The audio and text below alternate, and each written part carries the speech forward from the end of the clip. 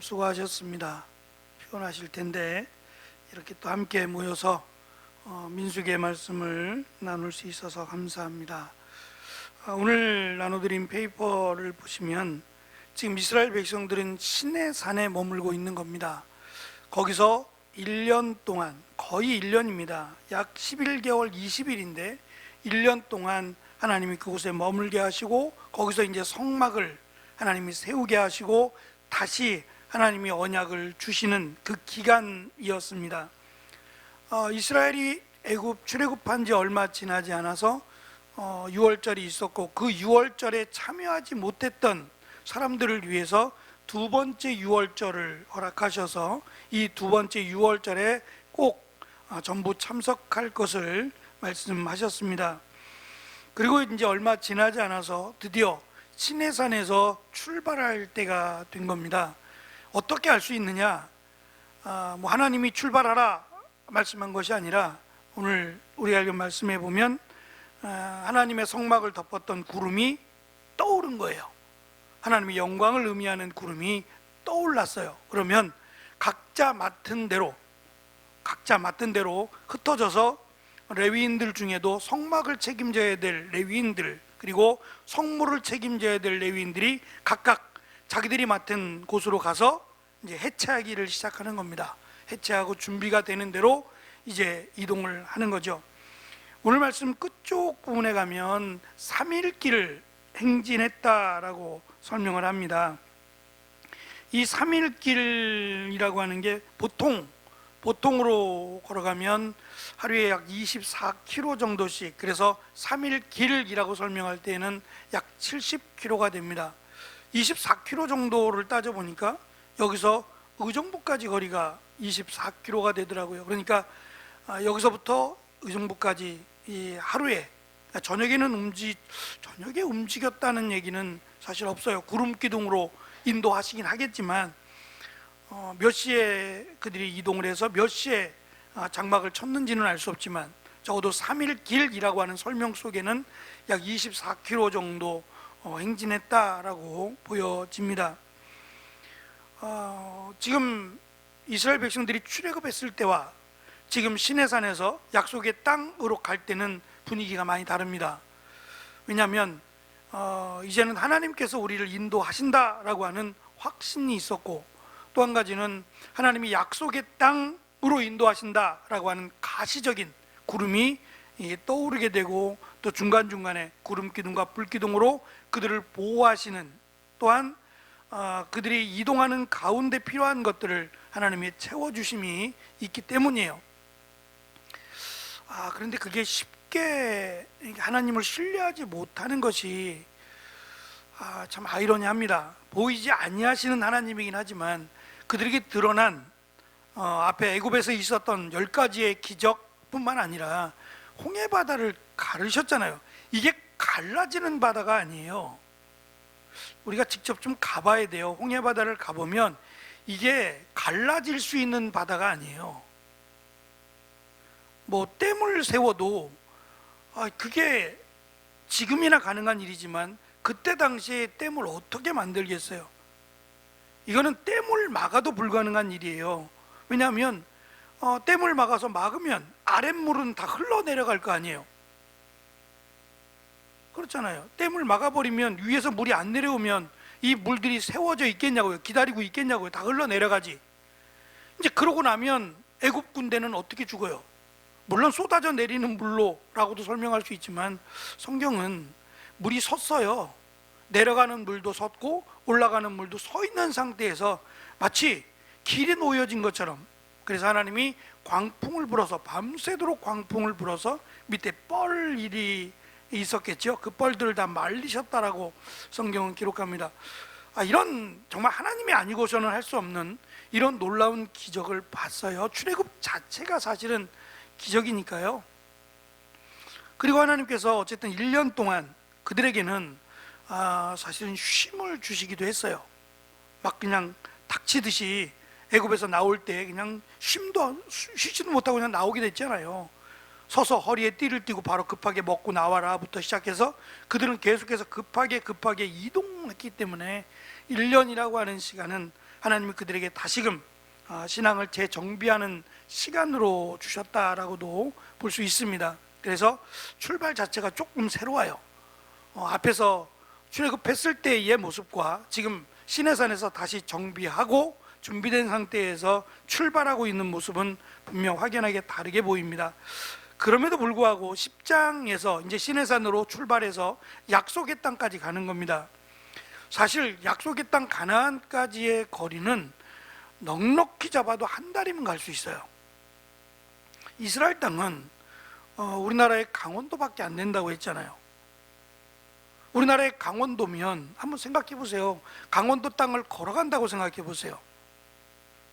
이스라엘 땅 자체가 강원도인데 지금 시내산에서부터 가나안 땅까지 거리라면 그게 몇백 킬로나 될까요? 그러면 한 달을 잡아도, 넉넉하게 한 달을 잡아도 약속의 땅까지 갈 수 있어요. 근데 그 조그만한 땅을 얼마나 걸렸어요? 40년이잖아요 40년. 이게 더 기적이에요. 그 조그만한 땅을 40년 동안 돌았다는 것 자체가 더 기적입니다.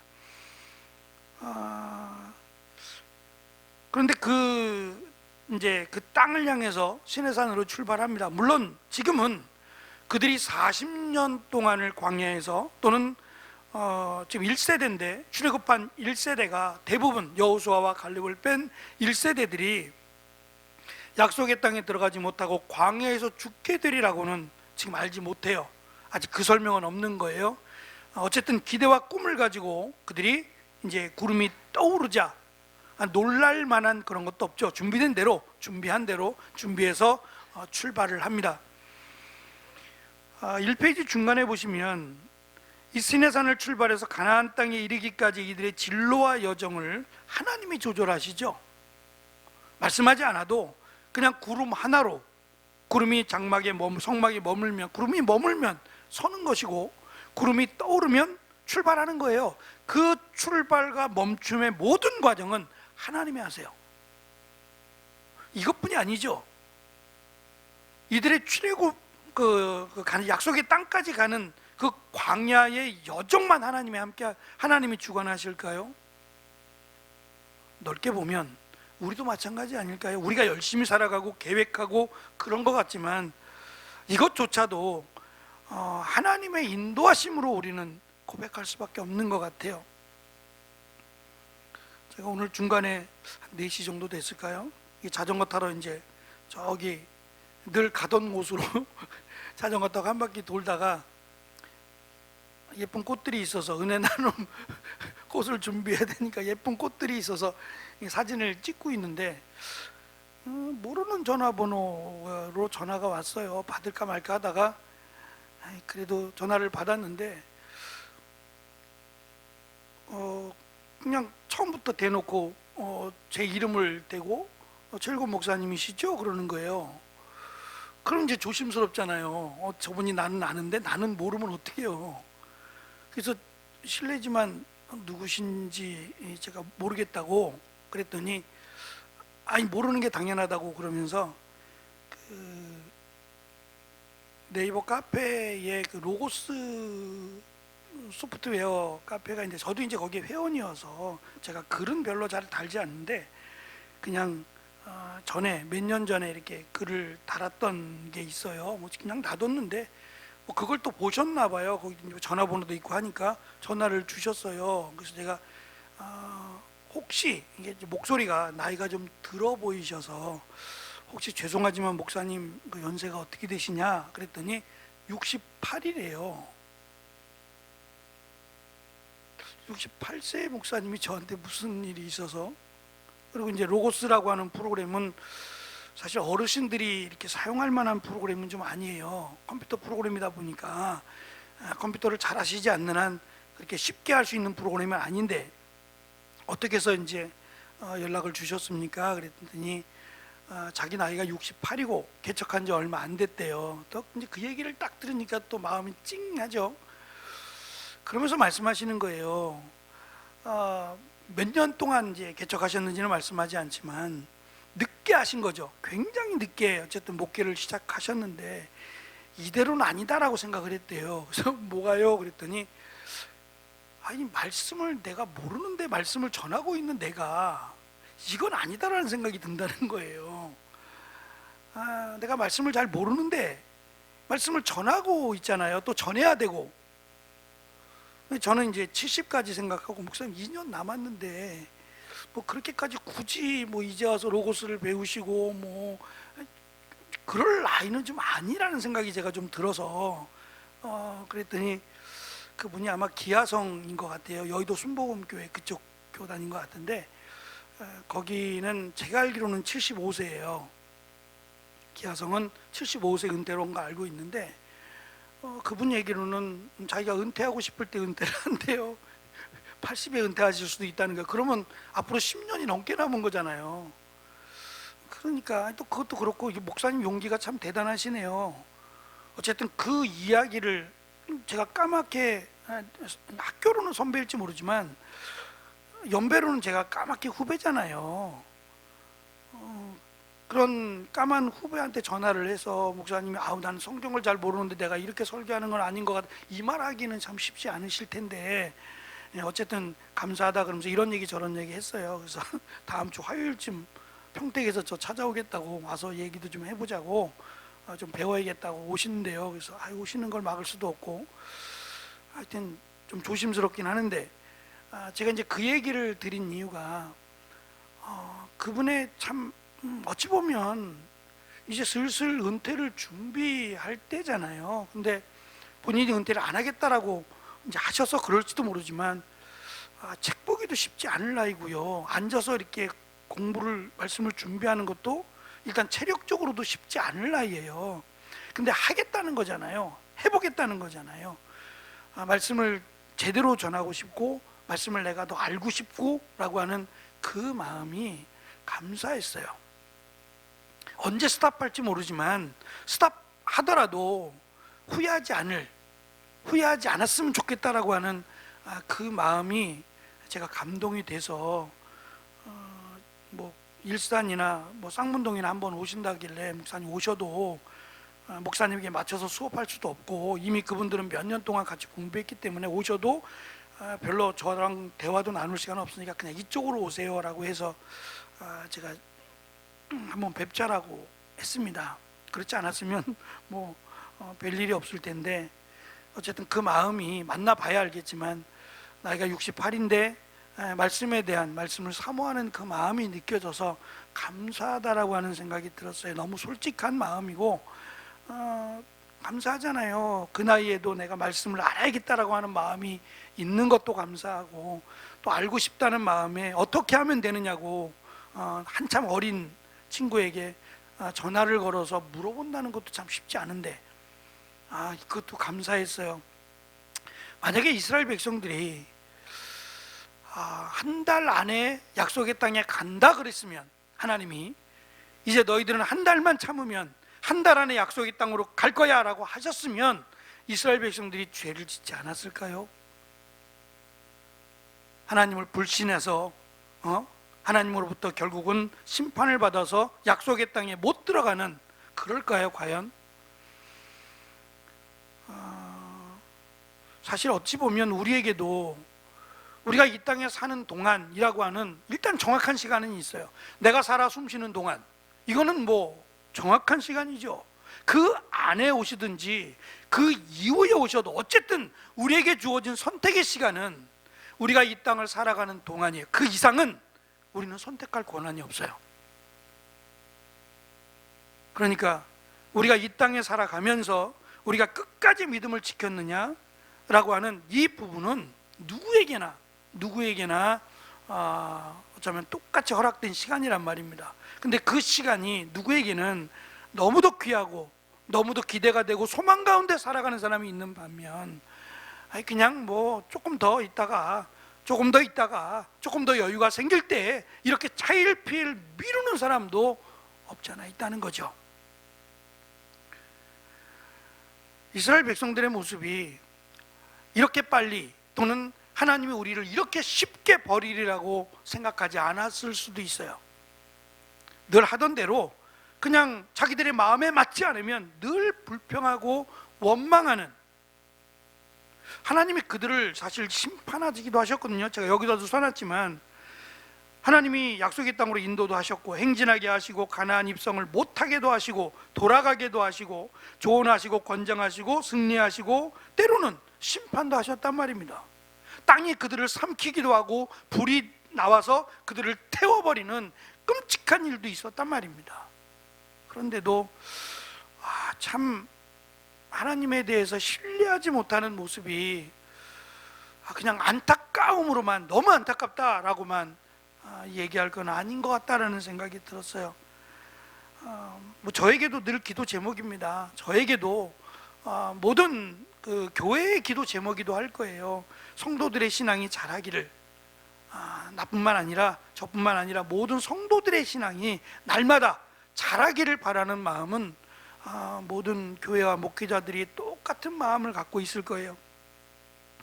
하나님은 이들을 훈련시키셨고 하나님의 백성으로 삼기 위해서 언약을, 또 율법을 주셨단 말입니다.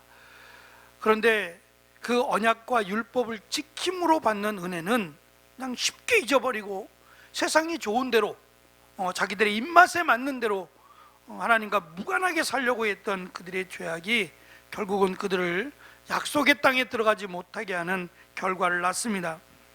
이스라엘의 짧게 끝날 수 있는 이 광야 여정이 40년으로 연장이 됩니다. 하나님께 대한 반역의 죄값이죠. 하지만 하나님은 이들이 광야에 들어가지 못한다라고 말씀을 하셨음에도 불구하고 그들을 인도하셨어요. 그러니까 12 정탐꾼을 보내서 10명이 안 된다 라고 부정적으로 말을 하고 여호수아와 갈렙만이 그들은 우리의 먹이라고 말을 했음에도 불구하고 하나님이 그러면 너희들이 나를 신뢰하지 못하니까 너희들은 들어가지 못하리라 그랬어요. 그러면 버리는 거잖아요.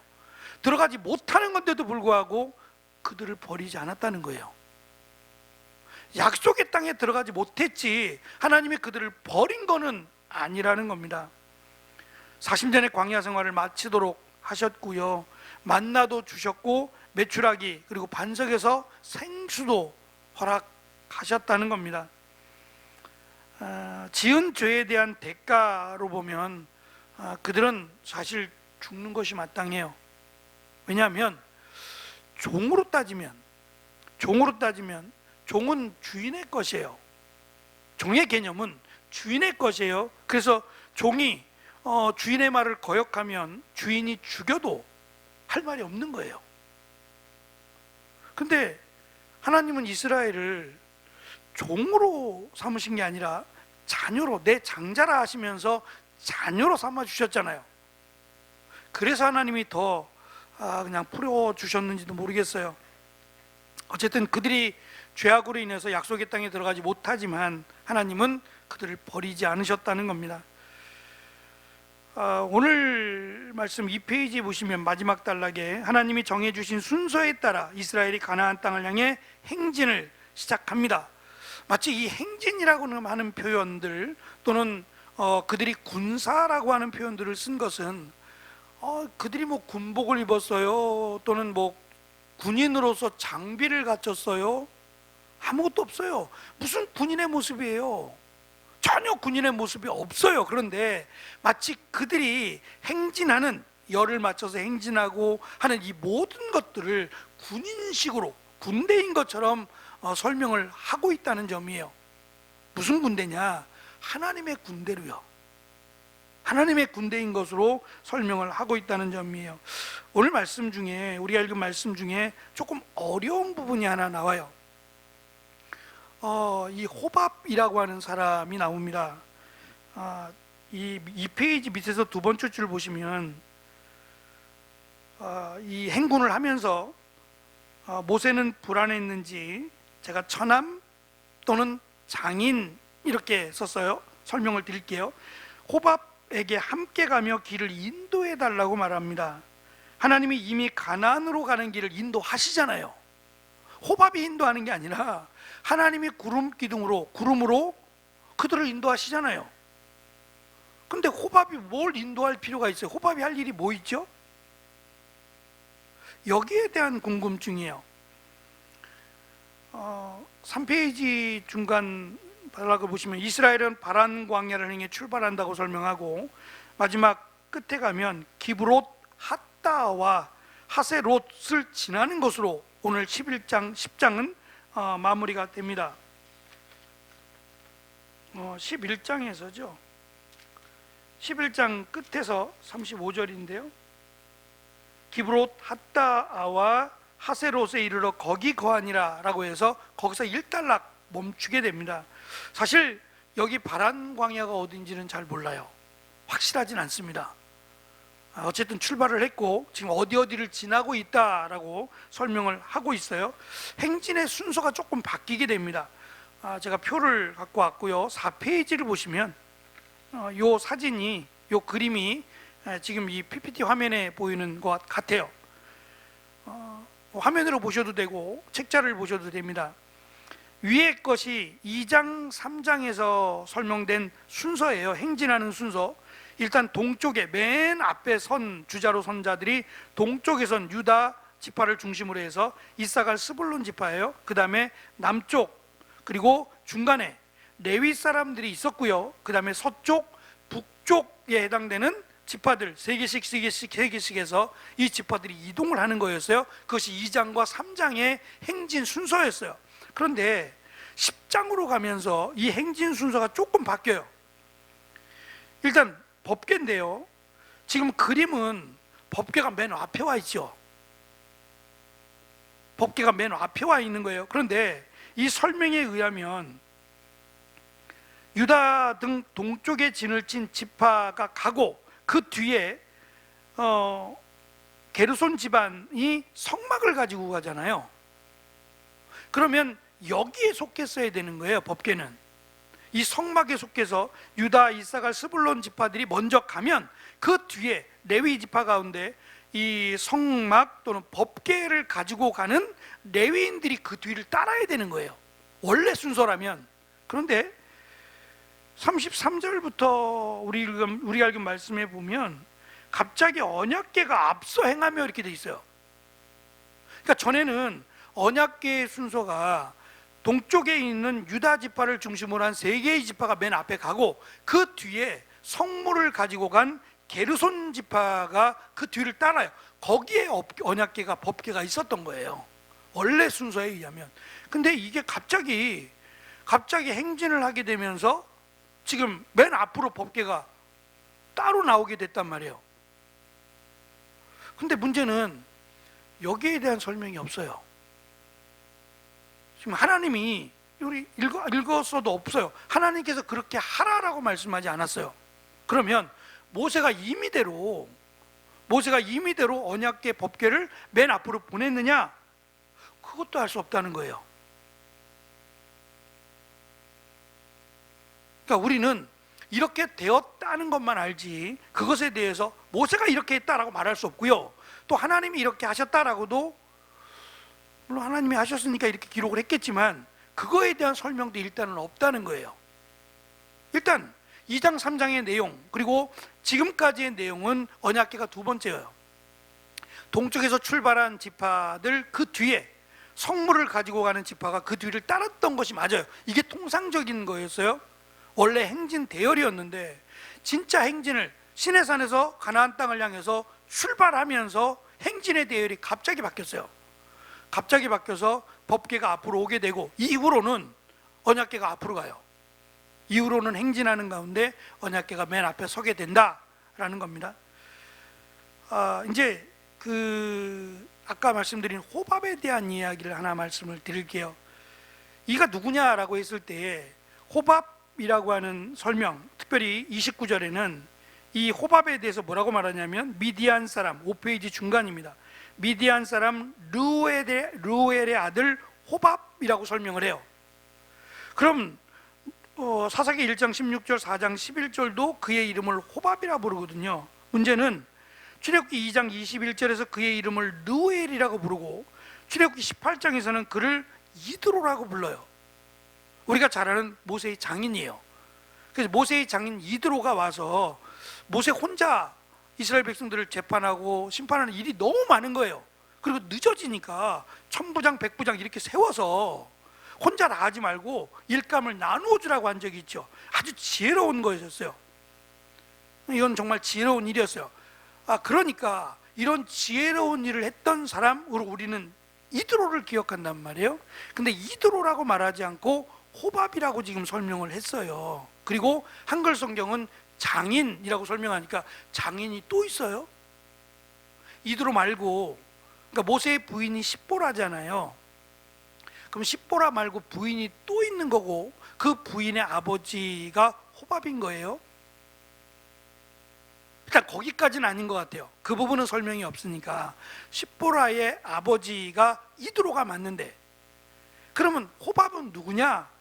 라고 하는 것이 이게 의문입니다. 그래서 두 가지 가장 대표적인 의견인데, 5페이지 가시면 맨 밑에 첫째, 호밥이 누구냐라고 했을 때 호밥과 이드로는 그냥 같은 사람의 이름으로 보는 거예요. 호밥이라도 불리기도 하고 이드로라고도 불리는, 그러니까 그들의 민족의 이름들은 이드로, 이스라엘 백성들이 부를 때는 호밥.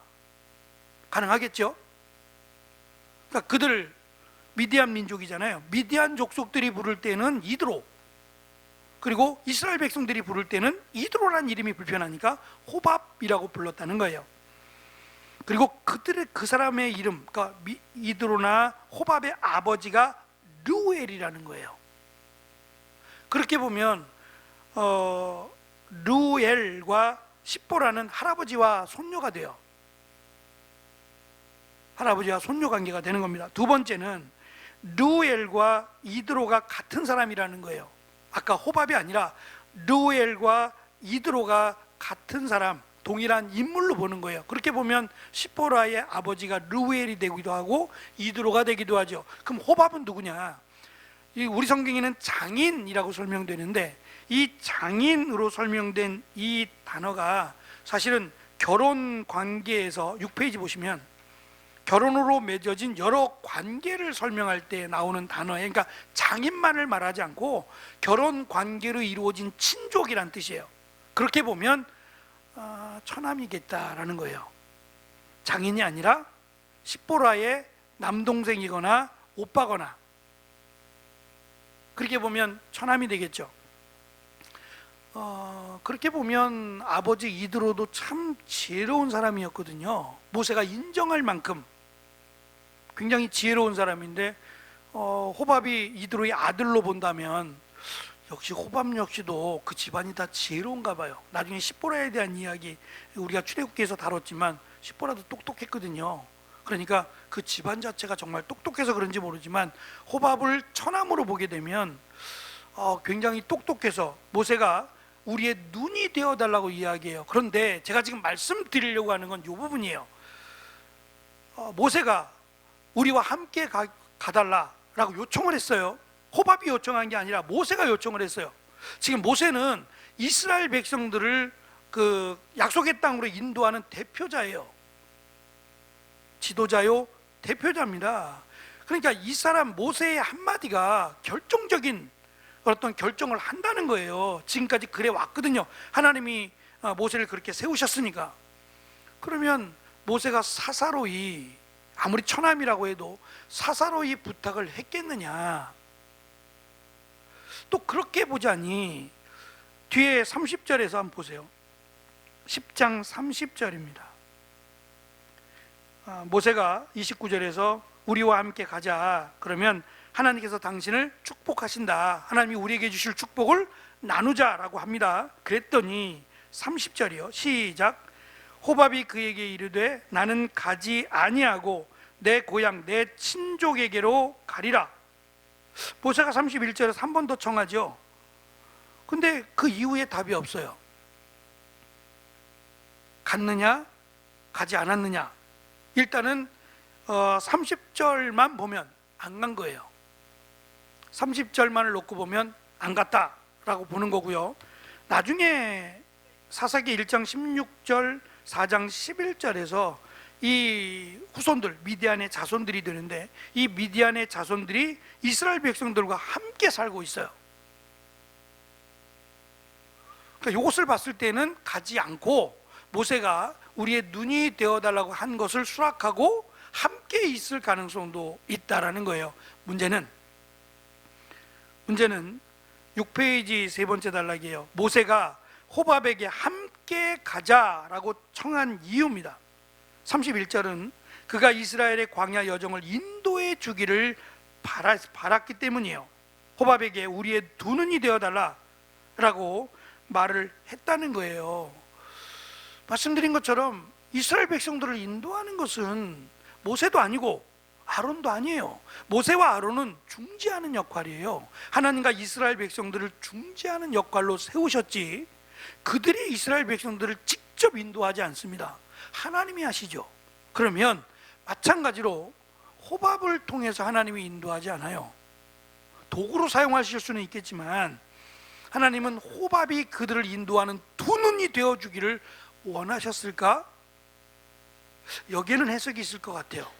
저는 사실 이 부분에서 말씀드린 것처럼 성경은 여기에 대해서 말씀이 없어요. 하나님께서 모세에게 호밥에게 같이 가자, 우리의 눈이 되어달라 라고 한 것에 대해서 책망이 없어요. 우리가 읽은 성경에는 이 부분에 대해서 책망이 없어요. 그렇다고 해서 이건 정말 하나님께서 원하신 일이냐라고 보기에는 이해가 잘 안 돼요. 그래서 모세가 호밥에게 우리의 두 눈이 되어 달라라고 한 것은 이건 잘못된 일이라고 봐요. 대신 하나님께서 지금 모세가 하나님을 버리고 호밥을 의지했다면 이건 큰 죄를 진 겁니다. 근데 그렇지 않고 하나님의 인도하심을 믿지만 호밥에게 도움을 청한 정도라면 하나님이 그냥 넘어가시는 건가? 라고 하는 생각을 가졌어요. 그러니까 사실 꼼꼼하게 따져보면, 조목조목 따져보면 살아있을 사람이 없을 것 같은 생각이 들었어요. 하나님 앞에 너무 죄송하고 하나님을 너무 실망시키고, 그래서 그것대로 그 값을 다 따지면 이 땅에 남아있을 사람이 없을 것 같아요. 그냥 이 정도면 하고 넘어가 주시는 거, 그냥 저는 그 정도로 보고 싶어요. 대신 모세가 호밥에게 도움을 청한 이것은 어리석은 생각이었다고 봅니다.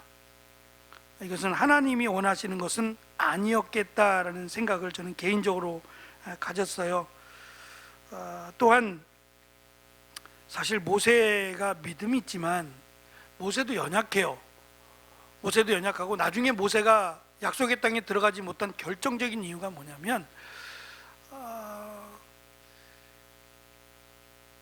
이게 화를 낸 것도 있어요. 이스라엘 백성들에게 이제 그들이 너무 어린아이 같고 너무 하나님을 믿지 못하고 신뢰하지 못하니까 거기에 대해서 화를 낸 것도 문제가 되지만, 또 한 가지는 마치 자기가 이스라엘 백성들을 이끌어온 것처럼 우리가 너희를 위해서 물을 내랴? 라고 한, 하나님이 하셨는데 마치 자기가 하는 것처럼, 그리고 하나님은 반석을 명하여 또는 아론의 쌍난 지팡이를 보이라는 거였어요. 사실은 그 지팡이가 모세의 기저귀 지팡이가 아니라 하나님의 아론의 쌍난 지팡이를 이 언약궤에 담아 놓으신 또 하나의 지팡이가 있거든요.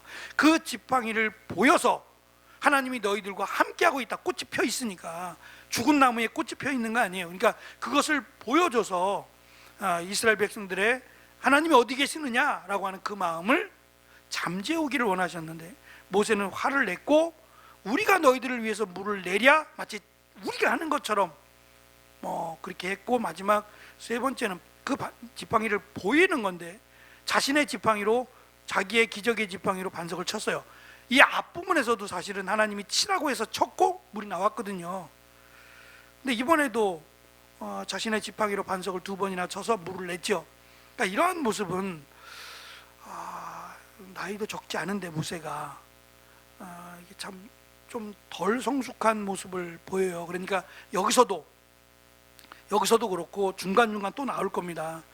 이런 모습들이 하나님이 모세에게 대해서 책망하시고 막 훈계하시고 그렇지 않더라도 우리가 조심스럽게 전체를 살펴보면서 아쉽다, 하나님 옆에 큰 죄는 아니더라도 이 부분은 정말 아쉽다 라고 정도로 그냥 이해하시면 좋을 것 같다 생각이 듭니다. 마지막에 보시면 3일 길 동안 약 70km, 하루에 24km 정도를 행군하게 하셨고, 모세는 그렇게 말을 해요. 행진하면서 시작을, 구름이 떠올라서 이스라엘 백성들이 행진을 시작하면서 이렇게 말하죠. 여호와여 일어나사 주의 대적들을 흩으시고 주를 미워하는 자가 주 앞에서 도망하게 하소서. 하나님이 다 제거해 달라는 거예요. 그냥 쉬운 말로 하면 하나님이 우리의 앞길을 열어주시고 우리를 거스르는 자들 하나님이 제거해 달라는 거예요. 참 이렇게 안 해도 하나님이 하실 텐데 이렇게 좀 그랬어요. 그리고 그들이 이제 쉴 때에는 모세가 멈춰서 그들이 행진을 멈추게 될 때에는 이렇게 말하죠. 여호와여 이스라엘 종족들에게로 돌아오소서. 안 오셨어요? 그렇잖아요. 이스라엘과 함께 하시는 거 아니에요 지금? 구름이 함께 있다는 얘기는 하나님이 함께 계시다는 것이잖아요. 구름이 떠오를 때는 안 계시고 구름이 이렇게 성막에 내려앉으면 오시는 거예요. 이 말 제가 이걸 적으면서도 웃었어요. 이게 뭐지? 이게 뭐야 유치하게. 응? 하나님 우리가 이제 행진합니다. 거추장스러운 거 하나님이 다 제거해 주세요. 우리 이제 쉽니다. 하나님 우리 가운데 임하여 주세요. 그냥 웃음이 나왔어요. 믿음이 약한 이스라엘 백성들 들으라고 한 말이겠죠. 본인이 아니라 이스라엘 백성들 들으라고 한 말이겠다라고 그냥 생각을 했어요. 이것 갖고 뭘 따질 정도는 아니지만 하나님이 분명히 앞에서 약속하셨고 내가 함께하마라는 것을 이 구름을 통해서 보여주시잖아요. 안 보여주셔도 되는데 보여주신 것은 믿음이 약하니까 믿으라고 보여주신 건데 그거 갖고 모자른 거죠. 그래서 그냥 요 정도다라고 그냥 이해하면 좋을 것 같습니다. 마지막 생각해야 될 것은 행진하는 이스라엘 백성들을 마치 군대의 모습으로 설명하고 있다라는 점이 왜 그랬을까? 이스라엘 백성들은 군대가 아닙니다. 군인도 아니고 그런 군인의 경험을 갖고 있는 자들도 아무도 아니에요. 그냥 종으로서 살아온 사람들이에요. 그냥 굳은 살이 박힌 일만 하던 그런 품꾼의 삶이 몸에 배인 사람들이에요. 무슨 군인이겠어요. 그런데 이 군인의 모습으로 기록한 것은 지금 이것이 이들이 마치 그냥 평안히 여행하는 게 아니라 가나안 땅으로 여행하는 게 아니라 정복하는 거라는 이미지가 있어요. 그 땅을 주실 거지만 그 땅은 이긴다라고 하는 승리를 믿고 가는 그런 군인의 모습이 되기를 원하신다라는 거예요. 그리고 그 땅을 차지한다, 정복한다라고 하는 마음으로 그냥 여행 간다라고 하는 해해진 마음으로 가지 말라라고 하는 의미가 있다라는 것이고, 또 한 가지는 이제 가게 되면 그들도 문제지만 그들이 섬기는 이방 신들이 더 문제예요. 그래서 이것은 영적인 싸움이다, 영적인 전쟁이다라는 것도 그 안에 내포하고 있어요. 우리 찬송가에도 있습니다. 새 찬송가 351장은 믿는 사람들은 군병 같으니라고 하는 성경의 내용들을 가지고 와서 찬송의 가사를 썼죠. 우리를 향해서 군병, 군사라고 하는 것은 우리가 이 땅을 살아가는 것이 단순한 여행, 나그네의 삶이긴 하지만 여행이 아니라 정쟁입니다. 영적인 전쟁을 하는 전사의 모습으로 정신 바짝 차려야 된다는 거예요. 여러분이나 저나 마찬가지겠죠. 기도하지 않아도 될 사람은 아무도 없고요, 하나님의 말씀이 없이 살아갈 사람은 아무도 없어요. 그렇게 생각하면 교만이죠. 그래서 스스로 돌아보고 과연 내가 정말 하나님의 군사다운가를 우리가 다시 생각해 보며 내가 약하다 생각들면 충전해야 되지 않겠어요? 말씀으로, 기도로, 찬송 가운데 늘 영적인 군사로 준비되어 가는 정말 군병 같은 우리가 되기를 축원합니다. 기도하겠습니다.